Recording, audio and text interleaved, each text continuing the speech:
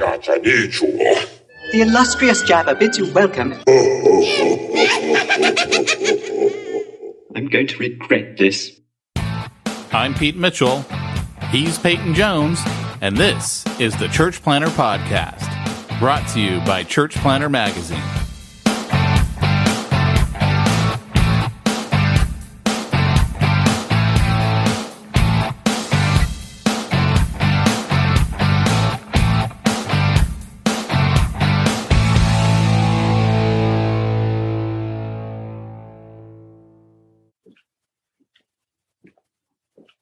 Welcome to the call today, Dan. Thanks so much for agreeing to do this.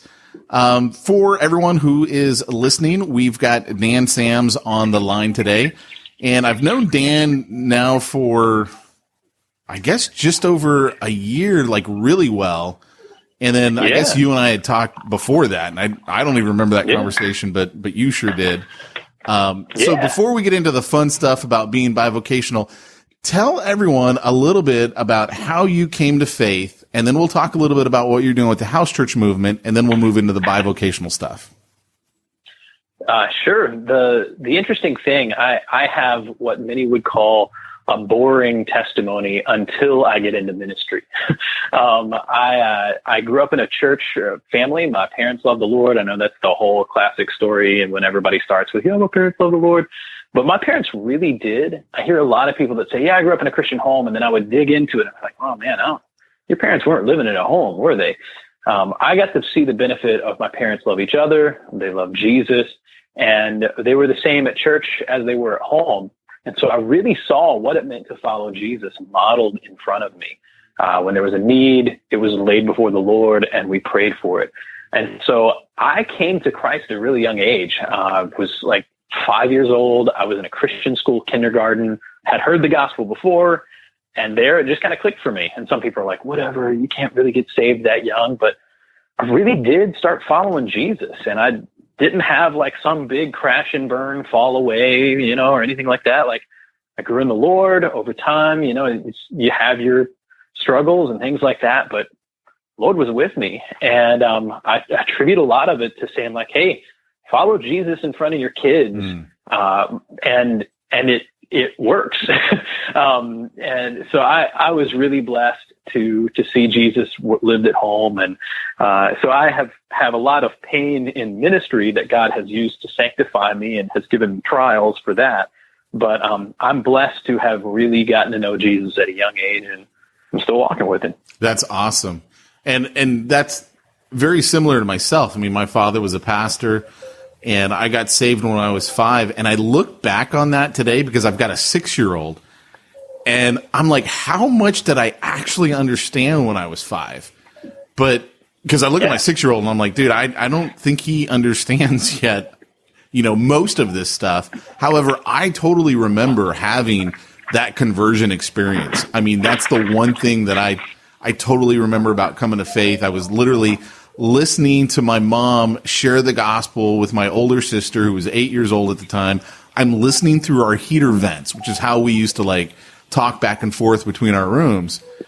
And after, my mom went through the whole thing, I went bursting into her room crying and just like, was like, I want that. I want that. And I look back on that now and I'm like, dude, what did I really understand? I don't even know that my son would understand, But it's the interesting thing when you're saved that young, because I understand what you're saying about it was real for you. It was real for me. I just, it does kind of boggle the mind all at the same time. Yeah, man. When I kind of jump back on a whole thing of how much do any of us understand when we first come to Jesus? Anyway? That's true. Like my depth of understanding on what it means to follow Jesus continues to grow. And my mind is kind of blown every now and then. I'm like, whoa, bigger than I even realized. Yeah. But man, it's faith of a child, grain, mustard seed faith. You're good to go. Right. And he builds on that, man. So that's a good call. Yeah. Well, hey, tell us a little bit about your house church movement. So really interesting story. I had been a part of a pretty large church here in the Cleveland area, and some good things. They were good church, definitely had a good experience, but I was noticing that like a lot of mega churches, we were attracting churched people. They would have their, people who had kind of grown up in church, had fallen away, and then they start having kids, and they're like, oh yeah, I want to raise my kids in church. And so when they're like 35, they start showing up. And that's fine. I was glad there was a place for that. But I was noticing we were not effectively reaching unchurched people. And I was watching other people kind of grow to a certain level in discipleship and then just kind of become a part of the machine and never really grow and weren't really being sanctified. And after a couple of years, they'd fall away. And I'm like, man, this just can't be it. And so long story how I found myself kind of being pushed out of that church. Lots of things that went on that I can't share publicly, but it was just a tough spot. And I'm like, man, I don't think I'm for this anymore. So I thought I was going to be going into the big show, and I had some really cool opportunities for some really big churches and big name churches. And God just kept saying no to all of those and closed the door for me on that and put me into church planting. And the church planting group I was a part of, which is Christian and Missionary Alliance, they actually just encouraged me, hey, read the book of Acts, spend some time in prayer, don't do anything for a while, just see where God leads. And I was looking at the book of Acts and seeing what God was doing in houses in the first century, and then hearing what was going on in Iran and Vietnam. And I kind of said, how about we do house church? And have since then been in this place of just trying to do what we can to make it as first century style as possible. And so what we do is we focus on discipleship. We make disciples, and then we see the church planting as kind of a byproduct of that discipleship. And so we're constantly training up house church leaders and discipling individuals and just turning them loose to do the same thing. And the idea, we're kind of stealing a little bit from Francis Chan, but we try to plant out with like 7 people. And over the course of a year, we try to grow that to about 14. And in the process, we'll have 2 house church pastors, ideally, who will each train up a secondary house church pastor. So you can think of it, it's like if there are 7 adults and 2 of them starting off are leaders in the church, and then 2 more have to become leaders by the end of the year, it kind of creates this ongoing multiplication model. And we're seeing good things. So we're doing that, keeping it very, very simple. We get together, we pray, we do Acts 2 kind of things, and God moves. And we tell everybody it's like a family get together. And so we meet each other's needs like family. We pray for each other like family. We challenge and disciple each other like family. And then once a month, all the house churches come together for a big thing. And that's freeing up a lot, man. It's allowing us to not have to pay for a building, which frees up funds. And so now we're supporting a house church in El Salvador that's made up primarily of deported ex-gang members. And they're doing the same thing, and allows us to duplicate what we're doing. It's pretty cool, man. I'm probably not doing it justice here, but we're liking it. Awesome. I love it. So let's talk a little bit about the bivocational part of things. I don't know if I know this about you. When you were at that church before, were you full-time ministry, or were you bivocational as well back then? I was full-time, man. Okay. Yeah. So I was in the show. I was in the big game. Tell us, how was that transition going from being in the show, so to speak, to being bivocational? Was that like oh man, I got to do this. This isn't what I want. I mean, tell everyone about that, because a lot of people go through that. I mean, that's a big deal to a lot of people. Yeah. Well, and I'd been on the other end where I'm like, oh, if I could just be in full-time ministry. Right. And I would say pros and cons, but in my setting, and I'm not saying it's like this at every church, I realized that ministry actually had to become a side hobby anyway. I tell people I was really bivocational then, and actually just had less time for ministry because I was a creative guy. So I would get pulled into the kind of production meetings.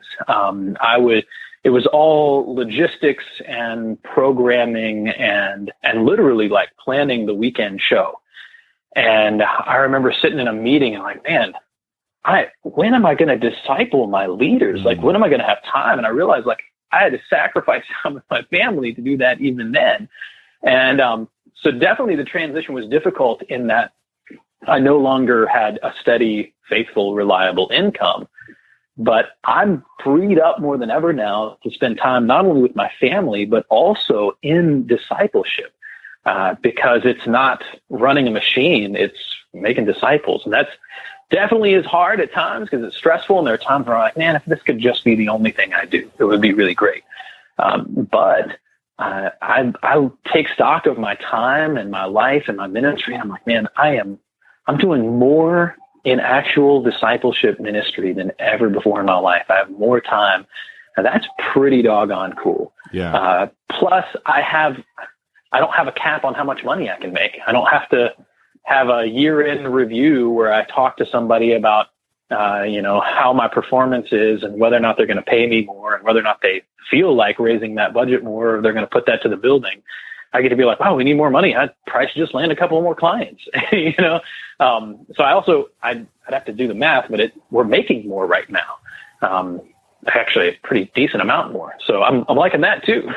Well, and that brings up a good point, because for your bivocational income, whatever you want to call it, you are self-employed. So you haven't, or at least right now, you're not working for another company. You've got your own thing going. Why don't you tell everyone about what you're doing for your bivocational income?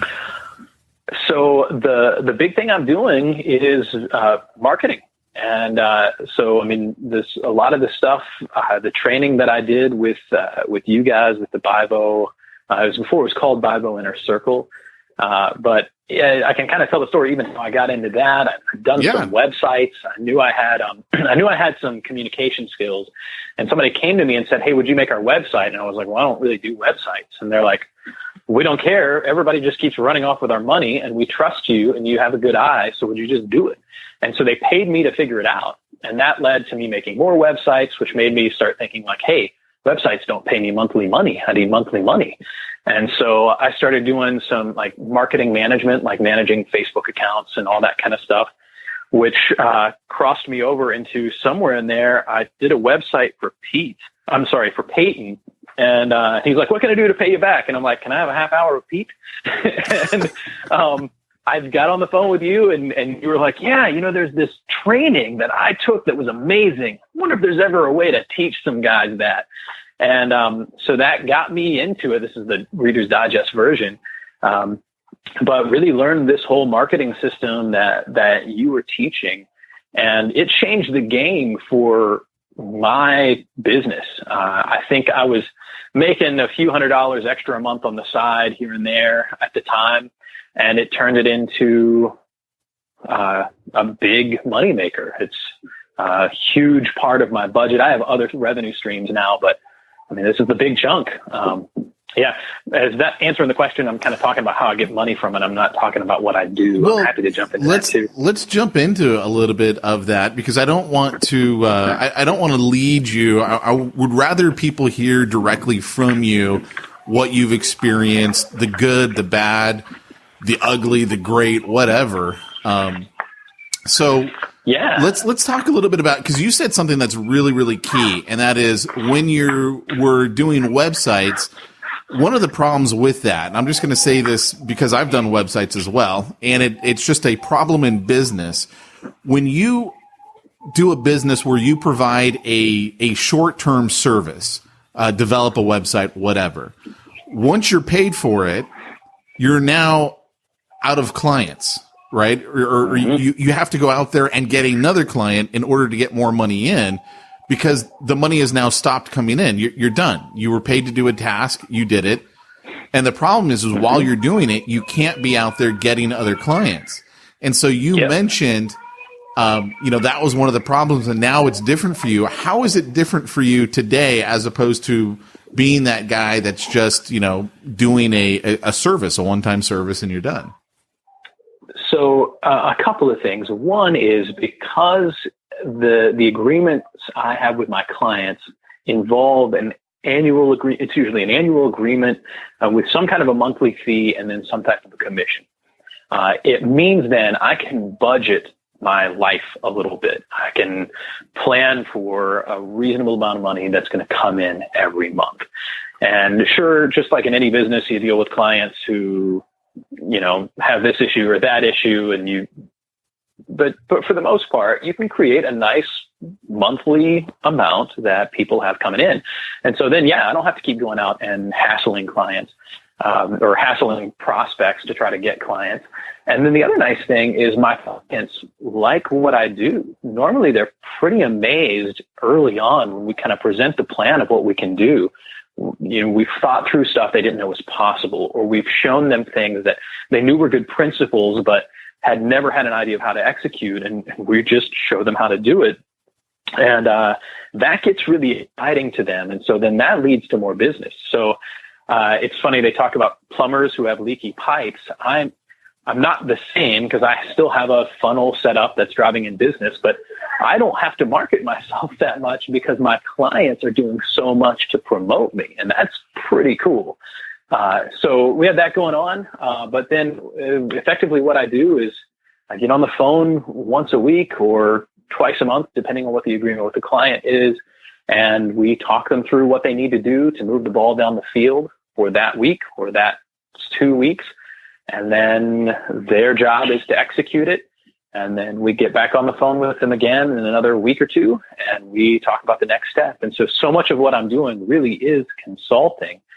So it doesn't have to be a whole lot of time.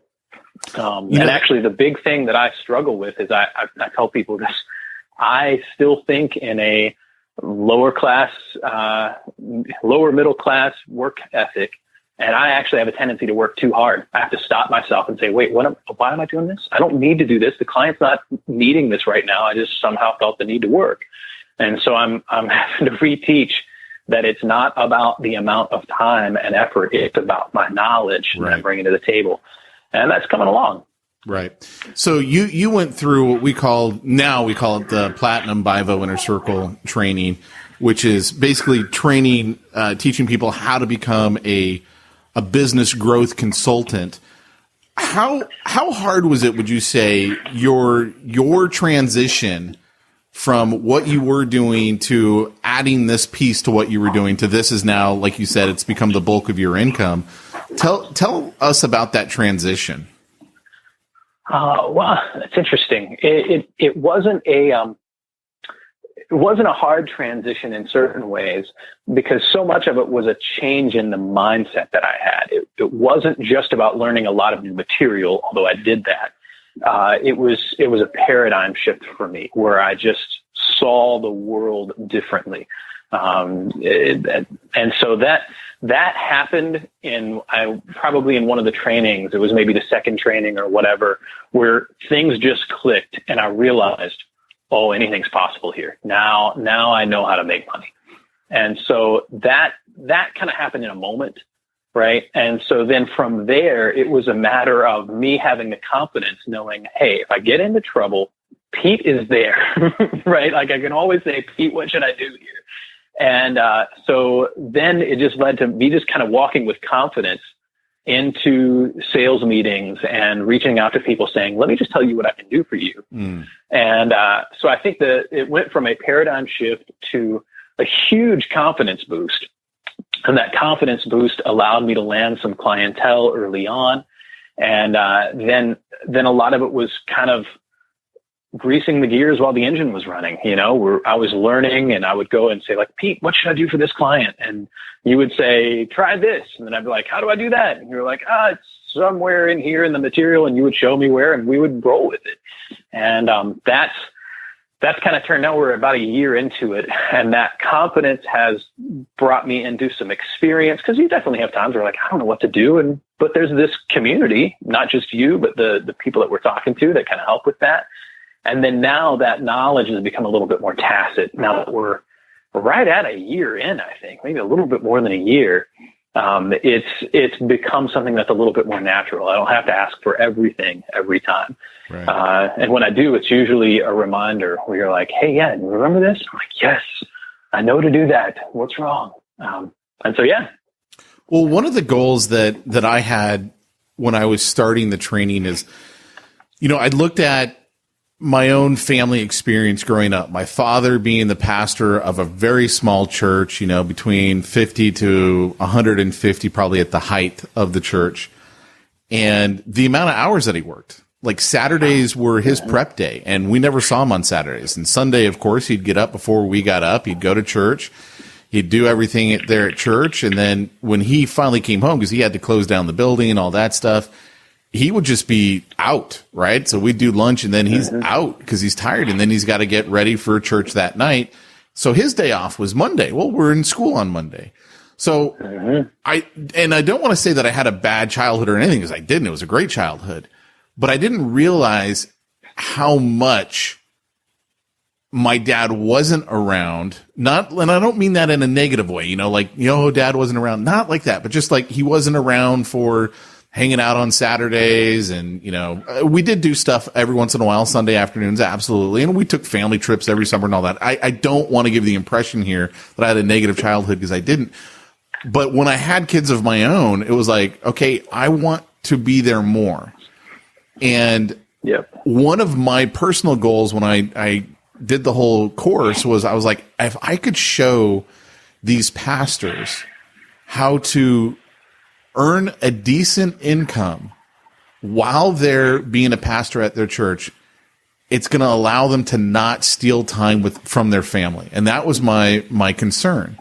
So one of the things that you mentioned earlier that I kind of want to circle back around to, how much time do you spend per client, would you say, on average a week? Oh, it's actually a little bit difficult to estimate, because I have different arrangement with different clients. Sure.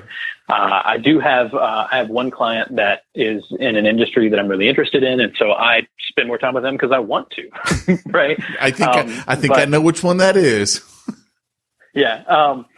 But I would say that the amount of time you need to spend is probably about 2 hours a week per client. Okay. But that's on the ones, I shouldn't say need to. That's maybe in the early stages where I'm figuring stuff out. Because normally there's a big onboarding process where I'm putting together their plan, rolling things out. Right. And I am still a little cautious because I'm still learning things. And so I'm probably at a place where I'm maybe spending about 1.5. But once that client is up and running and good, I can usually get by with about an hour a week per client. Okay. And it really depends on so many things, because sometimes we'll be running a series of campaigns and I'm spending a little bit of time helping them put those together, where I'm doing a little extra, or we're judging this or that. But I think when I'm at my best, I'm at maybe an hour and a half a week per client.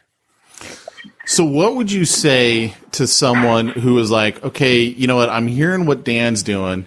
He's doing this consulting thing. He's doing a lot of marketing, business growth consulting.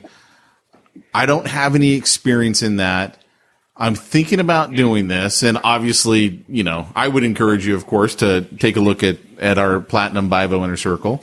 But what would you say would be like, who would this not be for? Who would you look at and go, look, I don't think this type of person is going to do well at this? Because I have my own personal views on that, but I'd love to hear your thoughts on that.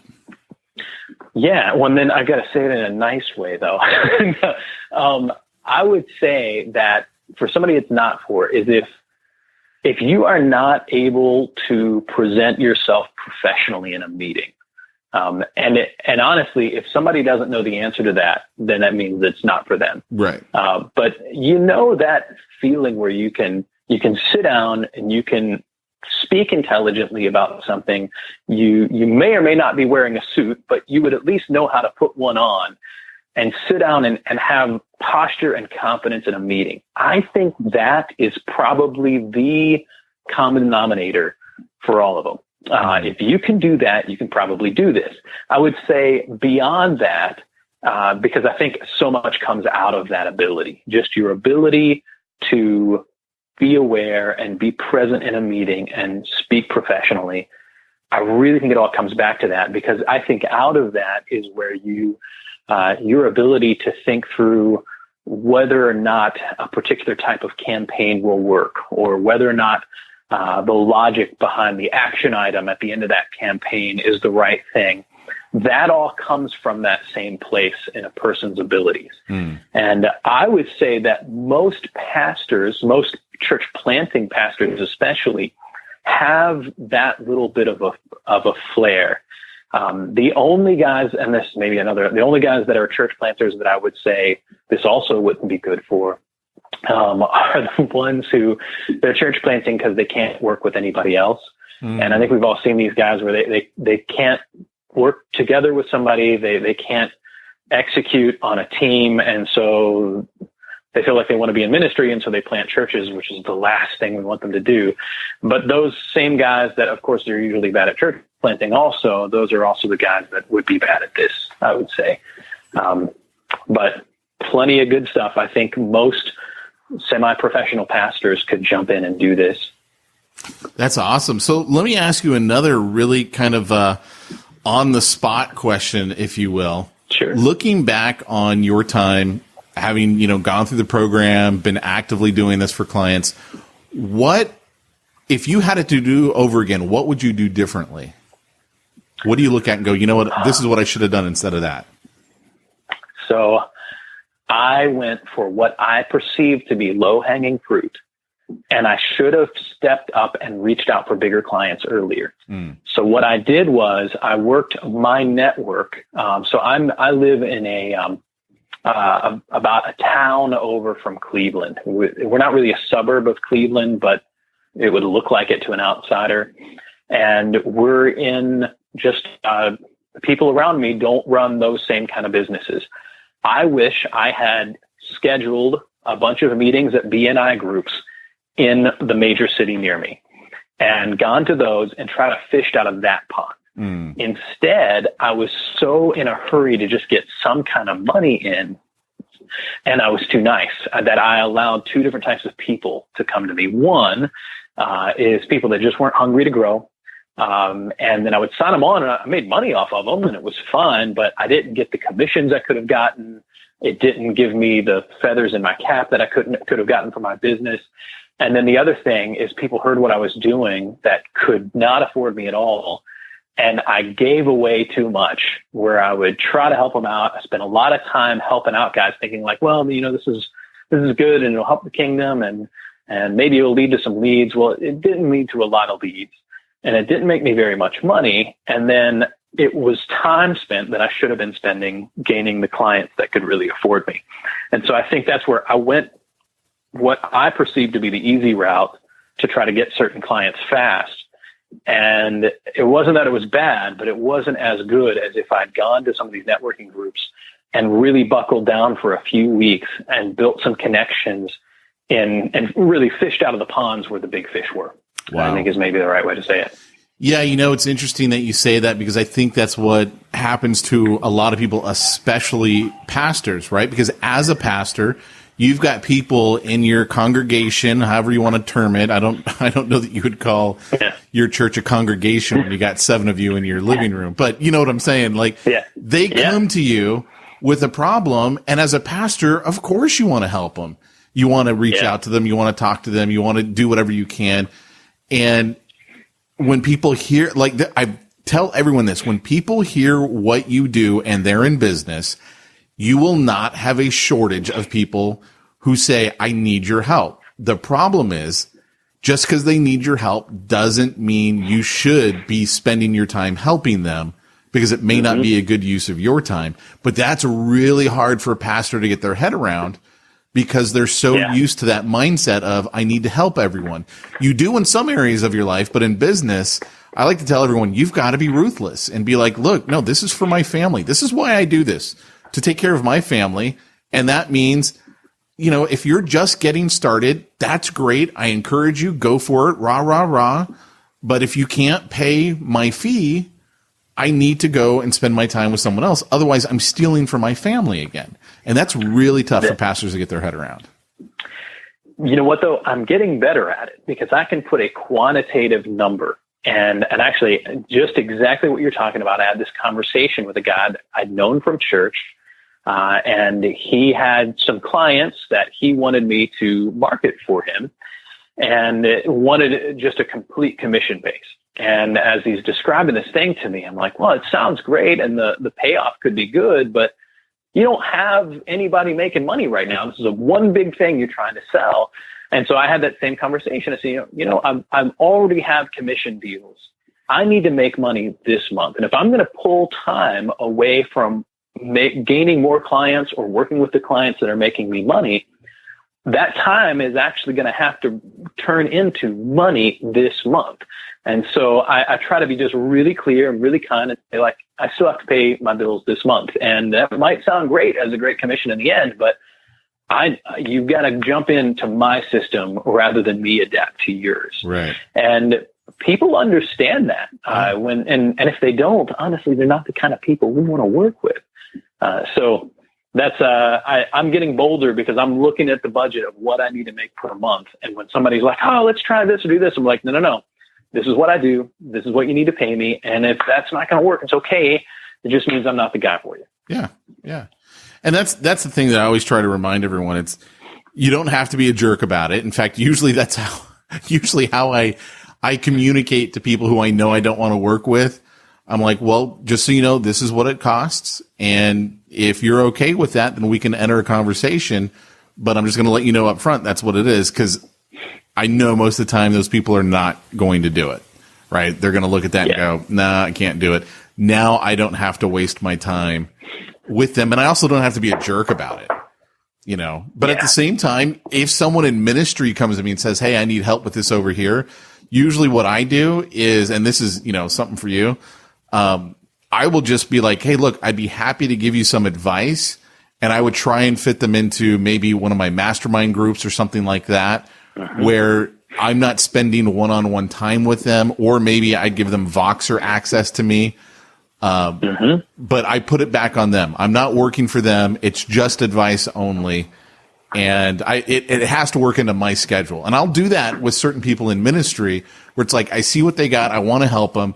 But here's the whole thing that people need to understand who are going in business. They look at what they're doing and they go, we've got the greatest idea in the world. And of course, in their minds, this could be worth millions. And here's the thing. Everybody who goes into business believes they have a good idea and believes it could be worth millions. You have to have that. If you don't believe that, why are you going into that business? However, statistically speaking, it's something like 95% of all businesses close within 5 years. Well, those people still believed that, believed they had a great idea, believed, everything, but it doesn't always work out that way. So I just tell them, hey, look, I know it's a great idea. I think it's really good. I think you need to go for it. If you want to work with me, here's what it costs. And I just leave it like that and just kind of walk away. That's another reason why I'm trying to avoid startups more than ever now. Because if they're not sitting on a pile of cash, then, it's one thing if they've got a whole bunch of money, and then I'm like, sure, give me money. But a lot of times they're starting at zero. They don't have to communicate to. They don't have a profile of what their client looks like because they don't have anybody that's bought from them yet. And then they know they need marketing, and so they want to bring it. And it's always like, we'll give you a piece of the business. We'll do what. And it's like, no, I can't do that. I need somebody that's going to pay me right now. Right. And everybody wins on that when we do it that way. Yep. All right. So last final question for you. If there is a pastor who's thinking that this is what they want to do, what's your best advice for them? Do it. It's a great thing. I've made a pretty decent amount of money on this. And I'm actually coming into a season where I'm getting ready to ramp up again, and add on a couple of more clients and do a renewed push. It's so worth it. And I don't know, Pete, I don't know if I've told you this, but when we first signed up and I'm like, man, this is a big chunk of money for me to do this, right? For me, it was huge. And so my thinking was, I'm going to pay the down payment. I'm going to do the first couple of weeks. And if I can't turn around enough money to clear this, then I'm going to call Pete and ask like, hey, can you just let me out of this? Right. So I was hungry, and I probably wouldn't have gotten out of it anyway, but not that you're not gracious, but I'm like, I know that I needed to just get into this. And so, man, I jumped in, And I think I did the math. I think I paid for the course 6 times over within 60 days. Wow. Which is just crazy, right? And that was really, really great. And so I remember thinking like, is this going to be worth it? It was absolutely worth it. It continues to be worth it, not just for the money it's making me, but for ministry. It's getting me into a whole different circle of influencers. I'm brought to the table on more things. I'm respected in a different way. And that's a pretty cool thing, because I've come to the table before as a pastor, and businessmen just look at pastors a little different. They have some respect, but they're like, oh yeah, but you don't play in my ball field. You don't know how it is out here. And I get to say like, no, I know exactly how it is. In fact, I know better than you, and you need to do this for your business over here. And I get to be seen as a person of influence at a different party than I used to get brought to, which has brought me way more evangelism opportunities. It's incredible. So I say do it. Awesome. Definitely do it.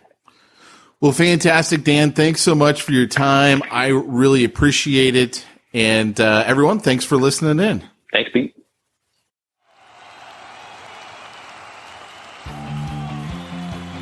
Thanks for joining us for another weekly episode of the Church Planter Podcast with Pete Mitchell and Peyton Jones.